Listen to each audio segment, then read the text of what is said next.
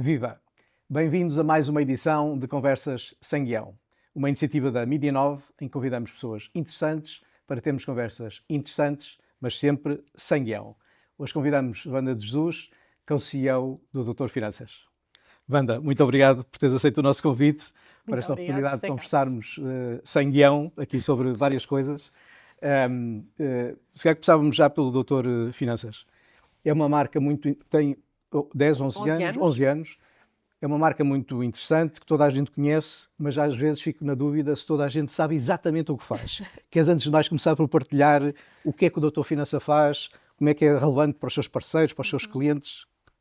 Com muito, muito prazer.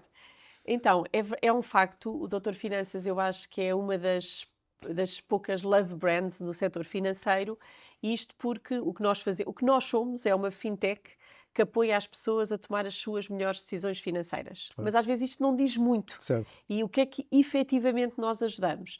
Então, podemos ajudar em várias coisas, mas aquilo que fazemos mais é o apoio naquilo que é um ecossistema da casa e nas decisões mais importantes, a decisão financeira mais importante, não é? Que é a escolha da casa, que agora já fazemos também integralmente, ou seja, desde o momento em que a pessoa sabe que quer comprar, tem uma mudança na sua vida, seja um jovem que quer uma primeira habitação, seja um casal que quer mudar de casa por ter filhos, ou seja, alguém que teve um infortúnio e por isso tem que mudar de casa, nós estamos nessa fase, estamos a ajudar a identificar qual é o valor de casa que pode comprar, ver a sua taxa de esforço, fazer quase que a sua pré-aprovação do crédito e já temos também uma dinâmica de parcerias com imobiliárias para ajudar as pessoas a escolher a sua melhor opção. E, portanto, o crédito de habitação é o crédito pessoal, depois todos os seguros associados, seja associados à casa ou outro tipo de seguros de proteção para aquilo que nós precisamos da nossa vida. E também estamos agora a entrar também na área de dados imobiliários e, portanto, que é um conjunto de informação relevante, quer para o utilizador final, mas aqui também para empresas que precisem de utilizar estes dados para o seu negócio.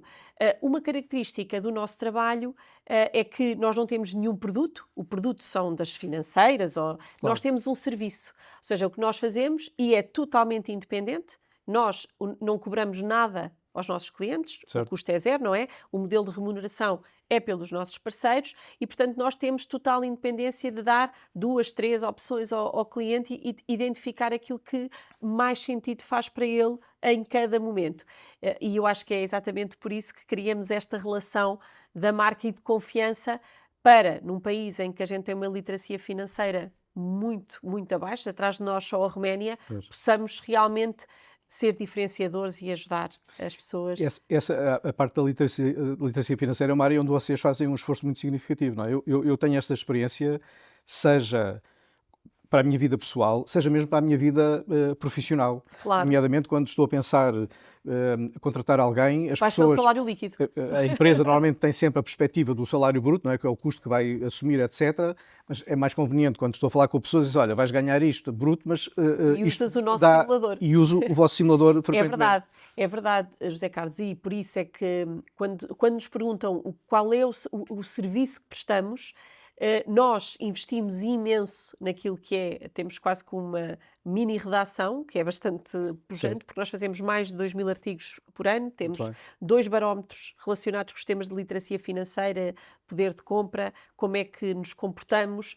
Temos agora um conselho consultivo com todos os intervenientes nas áreas da literacia financeira do país para conjugar as ações nesta área, porque para nós sempre foi quase que o contributo do que fazemos é manter as pessoas informadas sobre o que podem fazer. E temos muitíssimos conteúdos que de facto não têm uma relação direta, como os simuladores, o salário líquido, o IMT, alguns que não têm relação direta com aqueles serviços que te falei, mas que nós sabemos que para ter bem-estar financeiro, é fundamental ter acesso a estas ferramentas e temos mais do que 30 simuladores online, os artigos e toda essa informação. E temos também uma plataforma de e-learning que desenvolvemos o ano passado para quem também quer aprender ao seu ritmo um conjunto de conteúdos destas áreas, desde a poupança aos investimentos. Muito bem. E lá está, e mesmo que não seja pelo objetivo de fazer alguma transação, vais criando uma ligação com a pessoa satisfazendo-lhe uma necessidade específica, que mais tarde ou mais cedo, depois quando for necessário, o doutor Finanças está lá no top of mind e, portanto, muito bem. Vocês foram fazendo o vosso caminho. Do ponto de vista, portanto, tem uma presença online fortíssima, mas também tem uma proximidade em termos de lojas, etc., grande também com as pessoas. Tem cobertura nacional, estão mais concentrados? Sim, nós sentimos, portanto, o nosso modelo, como tu disseste, temos 11 anos, nós nascemos totalmente digitais, e fomos dos primeiros operadores totalmente digitais, mas nos últimos dois anos e meio sentimos que queríamos continuar a crescer a 2 dígitos. Foi quando pusemos a hipótese da internacionalização, certo. Mas depois sentimos que ainda havia no mercado nacional necessidade, porque nós temos uma cota de mercado muitíssimo grande no digital, mas faltava-nos uma componente forte, porque ainda, este mercado ainda acontece muito localmente, Certo. ou seja, presencialmente. As pessoas sentem, é uma relação de confiança, Claro. E apesar da gente a ter construído muito forte em relação à marca, há pessoas que ainda precisavam do local físico, então criámos, sobre a égide da nossa marca, uma rede franchise, Muito que bem. em 2 anos e meio passou de 0 a 100 lojas. Uau.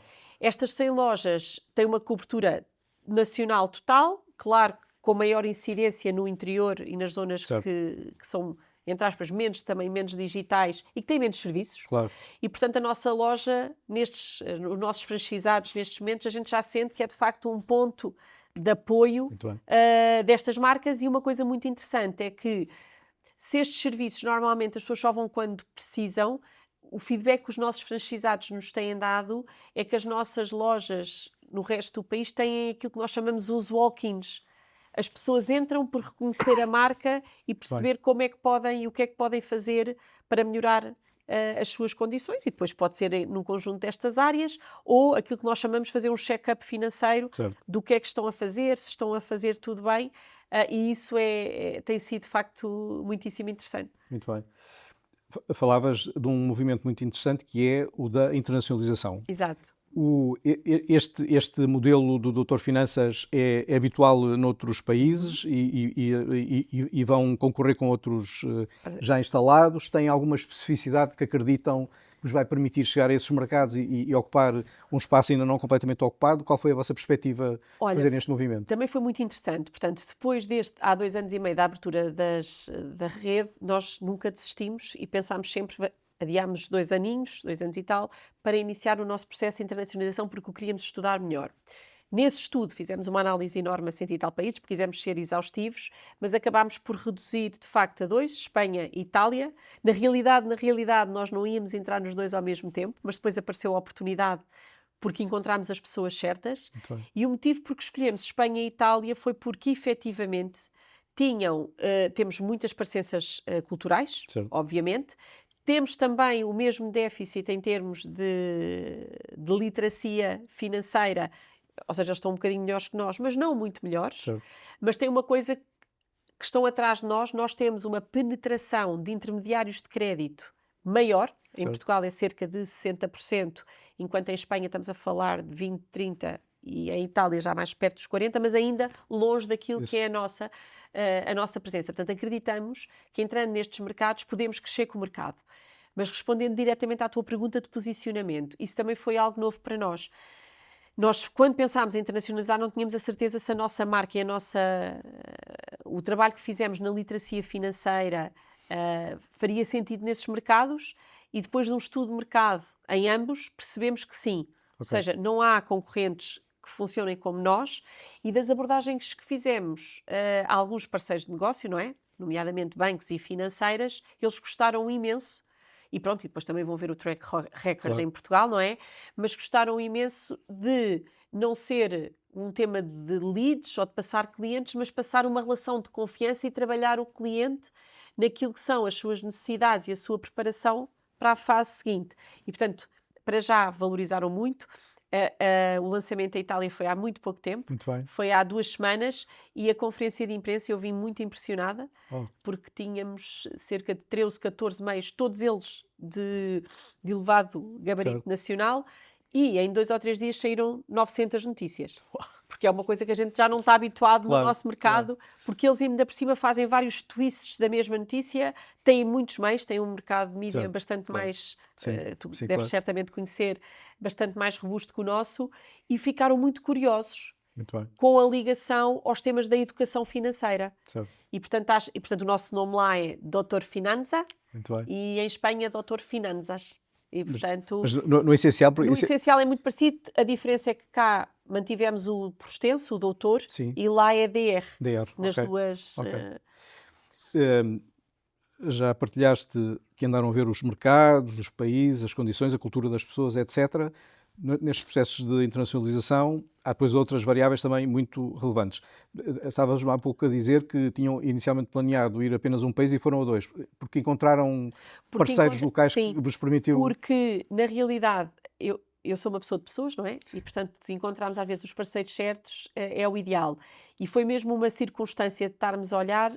E em Espanha encontramos uma pessoa que é o nosso country head lá, que é uma pessoa espetacular, que tem mais de 30 anos de banca, neste caso de cartões, Sim. e que se apaixonou pelo nosso projeto e que se queria dizer, já é uma pessoa com alguma idade, portanto numa fase já mais, mas quis muito fazer isto como quase que términos da sua carreira, lançar este projeto em Espanha. Ele é espanhol. Sim. E ao mesmo tempo já tínhamos tido, que é o Luís Gonzalez, e depois em Itália nós já tínhamos tido contactos há algum tempo com o António Biffi, que já trabalhava em banca há muito tempo e com quem tínhamos falado há uns tempos, e que voltou mais ou menos tudo ao mesmo tempo a falar, e sentimos, olha, há coisas que não é por acaso, então decidimos desencontrar 4 meses à abertura das operações só para fazer um bocadinho de, ainda assim, ganho de escala, Claro. não é? Quer no lançamento do site, todos os canais digitais, porque também estamos-nos a lançar digitalmente, para já.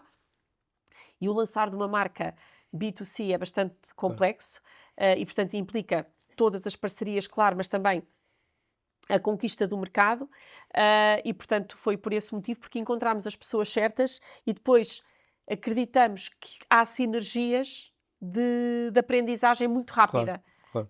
E, portanto... Ou seja, no segundo semestre vamos ter o segundo país, então, de internacionalização. Não. Foi novembro, foi Espanha e agora já Itália. foi o segundo. Ok. Ou seja, já está. Estes dois. Está feito. E agora já nos estão a perguntar o próximo. Muito bem. Não é que a gente já não tenha umas ideias, mas agora queremos muito este ano e para o próximo. Gerir um bocadinho. É o ano da concretização e da aposta, até porque ainda temos também bastante trabalho para fazer em Portugal. Claro. E como te disse, estamos a trabalhar nos temas dos dados, estamos a olhar de forma muito diferente para o tema do imobiliário, porque sentimos que os clientes nos chegam, metade das leads, não é? Das oportunidades e das pessoas que procuram a nossa ajuda não têm em casa. Certo. E temos que lhes dar uma resposta. E, portanto, tudo o que estamos a montar também nessa área com parceiros é muito para que a gente possa ter um one-stop shop e que todas as decisões financeiras possam ser resolvidas. Ou seja, o Doutor Finanças original não está maduro, portanto, continua a ter capacidade de se reinventar, de crescer, de fazer o seu caminho. Muito bem. Ainda relacionado, vocês têm um modelo muito interessante de co-CEOs. Eu devo-te confessar, quando na altura havia a notícia que chamou mais a atenção, nomeadamente porque, como te conheço, enfim, não me foi completamente novo, mas, enfim, mesmo aqui no decurso destas conversas, um dos nossos primeiros convidados era precisamente co-CEO, no caso era uma multinacional, e que depois aqui no contexto da conversa me explicou que era o modelo de governance em todo o mundo. Portanto, não era uma questão de Portugal ou por alguma circunstância que tivesse havido em Portugal, não, era assim que estava montado. Normalmente, eu julgo que seja também o vosso caso, uma pessoa mais orientada, uma pessoa mais analítica ou operacional, uma pessoa mais orientada para comunicação, marketing, desenvolvimento de negócio, o que seja. Portanto, mas no fundo a combinação de duas pessoas que no seu somatório, que se complementem, não é? Sim, eu tenho tido muito, como eu acho que é normal, o modelo não já não é super original, mas começa a ser mais falado. Certo. Eu estou a adorar, claro que havia riscos, não é? Primeiro de eu não me entender com o Nuno, leal, que não é nada ao caso, Mas porque isto implica, primeiro, eu acho que para isto funcionar, falando genericamente, a empresa tem que estar numa fase em que faça sentido. Certo. E, por exemplo, eu acho que empresas a lançar novos produtos ou numa fase de crescimento muito grande, ou a internacionalizar, ou com uma complexidade de negócio, faz muito sentido. Certo. Porque tens sempre duas pessoas a olhar. Depois, as pessoas em si têm que ter um perfil que seja de co-criação e de colaboração. Certo. Ou seja, no meu caso e do Nuno, também por aí é relativamente fácil, porque nós temos backgrounds completamente diferentes. O Nuno tem 20 e tal anos de banca. Muito bem. E eu tenho experiência muito mais nas áreas de inovação, tecnologia, marketing, e portanto, que é tudo o que o nosso negócio precisa. Portanto, a combinação das nossas áreas, ele tem as nossas 6 verticais de negócio, que eu expliquei há pouco, não é? O crédito à habitação, o crédito pessoal, seguros, agora a internacionalização e os dados e o imobiliário. E depois eu tenho a marca, o marketing digital, a tecnologia, pessoas, cultura, financeiro e aquilo que é a academia e a literacia. Muito bem.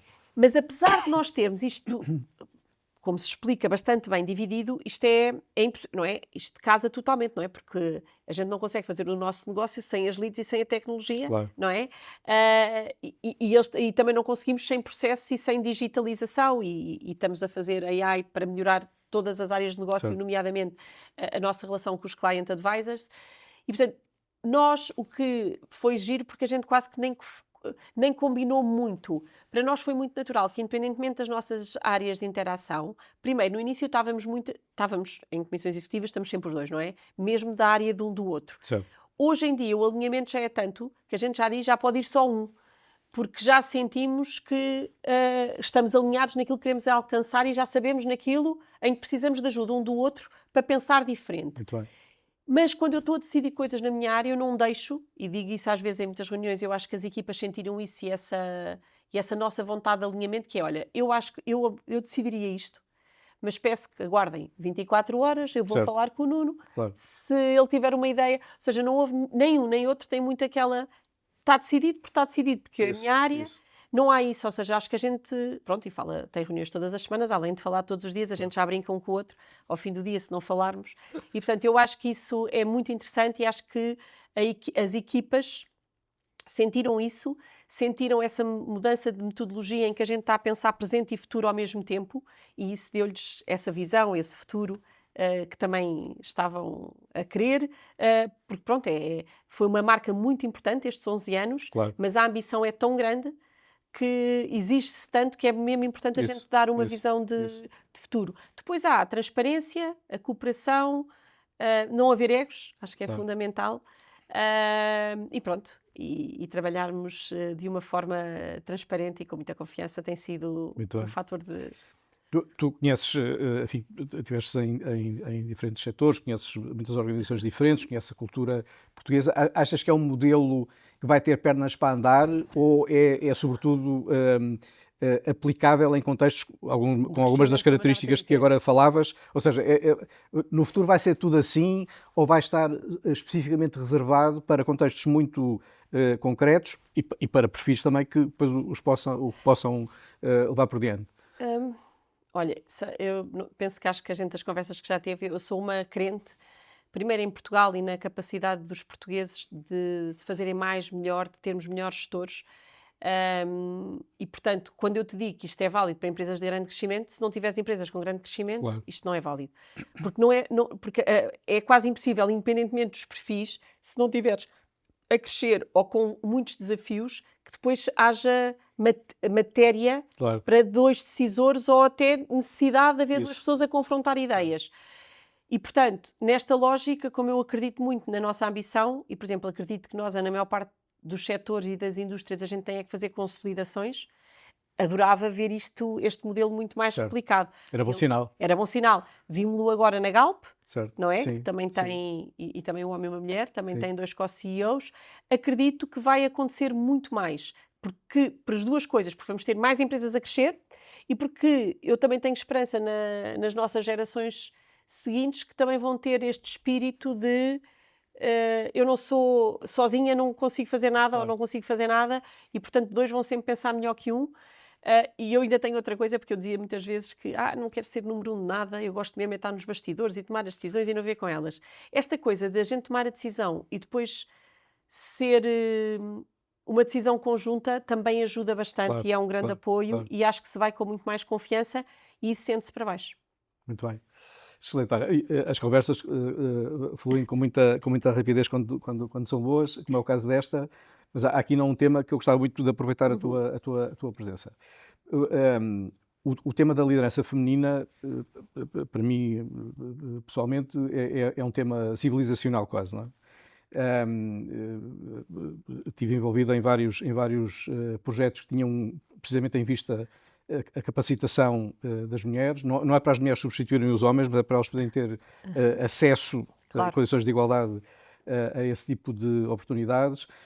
Tenho uma filha e habituei-me a olhar, não olhava para o mundo com os olhos dela, mas Claro. tentava imaginar o mundo em que ela ia crescer e as oportunidades com que ela se ia defrontar, e portanto ganhei uma sensibilidade acrescida para isso.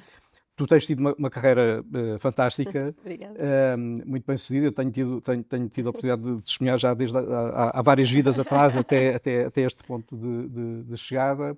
O que há, tendo em conta a tua experiência, mas também tendo em conta tudo aquilo que vais ver à tua volta, o que é possível fazer para acelerar um bocadinho este processo? Ou seja, ainda agora recentemente, não é, foi muito falado a circunstância, por exemplo, de termos uma mulher como CEO de um dos principais bancos portugueses, a primeira vez que aconteceu. Portanto, o caminho está, de facto, a ser feito, mas também é verdade, quando tentamos projetar no futuro, para chegar a um patamar de igualdade, ainda temos umas décadas pela frente, se for só a esta velocidade. Claro. O que é possível fazer para estimular e mobilizar as pessoas, mulheres e homens, porque isto não é uma guerra de sexos, isto é uma questão, para mim, pessoalmente, é uma questão civilizacional verdadeiramente.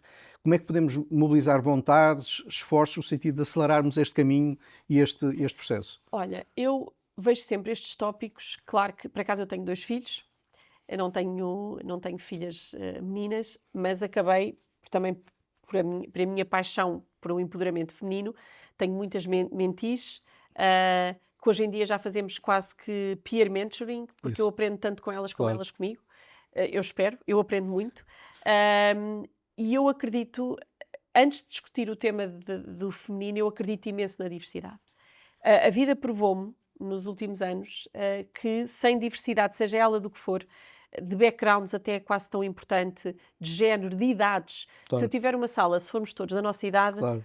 há coisas que não vão aparecer, que não vamos ver. Sim. E, portanto, este tema da diversidade, os gestores têm uma responsabilidade de trazer para cima da mesa, senão não vão tomar boas decisões. Claro. Se a gente puser este tema na mesa, a diversidade de género é aquela que é mais, entre aspas, fácil de resolver, porque em princípio no mundo está mais ou menos dividido, e portanto temos que criar condições para que ela seja possível. E isso culturalmente, obviamente, exige um conjunto de adaptações, não é? Que acho que a nossa, eu como tenho mentis, as dos 30, agora as dos 20, eu já sinto uma diferença, e mesmo nos homens, porque eu também tenho alguns homens, a responsabilidade que têm de partilhar as atividades domésticas e toda essa carga, não é? Que era um segundo emprego para muitas mulheres e que agora está distribuída e, portanto, podem seguir carreiras, não é? Em paralelo.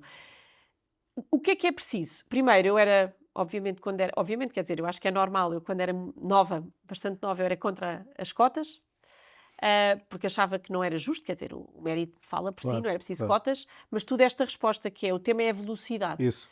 Se tu não tiveres um sistema mais formal, menos formal, em que tu, como gestor, digas, e eu tenho cotas ao contrário, eu tenho zonas da empresa, eu tenho as duas situações, nós somos 60% mulheres, portanto eu tenho equipas em que eu digo, não pode ser, sem uma percentagem mínima de homens, não vai correr bem, é no caso da marca, e depois tenho na tecnologia o oposto. Mas, portanto, é por equipa, não é? Portanto, eu acho que o tema das cotas é um tema mesmo muito relevante, porque tudo o que não está a funcionar precisa de regulação, e é uma parte regulada. E depois acho que há um tema que eu acho que, sinceramente, José Carlos me trouxe até aqui. Eu acho que o motivo, porque eu também aceito estes meus últimos desafios depois da Portugal Digital, quer na iCapital, quer agora no Doutor Finanças, foi um bocadinho de responsabilidade pelo walk the talk. O que é que já é esperado de mim não tanto pelos meus filhos, mas que eu acho que também são orgulhosos daquilo que faço, mas de outras mulheres com quem eu tanto falo, e termos confiança, não termos medo, e termos exemplos, termos pessoas, agora como a Isabel do Santander, que fizeram o caminho Isso. e que, portanto, chegaram lá. E quanto mais exemplos houverem e nós que possamos dedicar, e obrigada também sempre pela pergunta, estes bocadinhos de tempo a passar essa mensagem. Claro. E depois, obviamente, o papel dos homens é absolutamente fundamental. Quer no trabalho, e a acompanhar estes crescimentos, estas evoluções, quer em casa. Certo. Mas há aqui um tema de confiança, não é? Nós sabemos que uma mulher não responde a um anúncio de emprego se não tiver quase 100% das características, e um homem falo, mas perfeitamente bem, com 50 e 60. Certo. Não é o homem que está mal. Certo. As Certo. mulheres é que Sim, têm que sim, ajustar, sim. ou seja, porque têm que ter mais confiança e capacidade de se entregar e de... Sabes que eu tinha idealizado aqui para fecharmos a nossa conversa, fazer-te esta pergunta, que era qual era um conselho, qual era uma sugestão que podias dar às mulheres para que cada uma delas também fazer a sua parte do trabalho. Claro. E curiosamente, numa conversa também muito recente, este aspecto da confiança, não é? Das pessoas estarem disponíveis para dar o passo e não ficarem sempre a pensar, se calhar eu não sou capaz. Se calhar eu não sou capaz. E para isso, mais uma vez, volto ao papel do homem. Eu brinco, e já fiz isso, digo sempre que tudo o que eu digo publicamente eu posso dizer em privado ao meu marido. O meu marido não me ajudou muito em casa. Ele sabe isso, ou seja, quando eu tive os meus filhos, e às vezes já me perguntam isso, e só agora é que eu penso sobre o assunto. Pronto, porque não tinha tanto jeito, também estava muito preocupado com a carreira, mas hoje penso o papel que ele teve fundamental naquilo que foi o meu desenvolvimento, porque ele é o meu maior fã, é a pessoa que mais me apoia, é a pessoa que quando eu acho sempre, já estou a fazer isto, se calhar, ou tenho que discutir um aumento, ele acha sempre que eu estou abaixo daquilo que eu valho, e que eu posso sempre fazer mais, e agora já brinca comigo, que eu queria que ele continuasse a trabalhar para ele se reformar. E, portanto, eu acho que o apoio que eu tive em casa, e sempre que eu quis ir fazer loucuras, como ir 2 vezes trabalhar para o governo, ou ir trabalhar para uma startup, ele dizia sempre, pronto, vai lá ser feliz e fazer o que tu gostas, porque se tu não estiveres bem, mais ninguém cá em casa está. Claro. E eu acho que este apoio, que pode ser do marido, da família, do pai, às vezes há pessoas que ainda têm a figura materna ou paterna muito forte, mesmo quando são crescidos, eu acho que este apoio de tu consegues tudo e só depende de ti, é mesmo muito importante. Isto significa que, para além daquele velho ditado que atrás de um homem está sempre uma grande mulher, atrás de uma grande mulher também é sempre um grande homem, não é? É verdade, eu acho que isso tem mesmo que ser celebrado e reconhecido. Muito bem. Não podia haver melhor forma de terminarmos. Wanda, muito obrigado. Obrigada, José Carlos. Foi mais uma edição de Conversas Sem Guião. Até breve. Muito obrigado.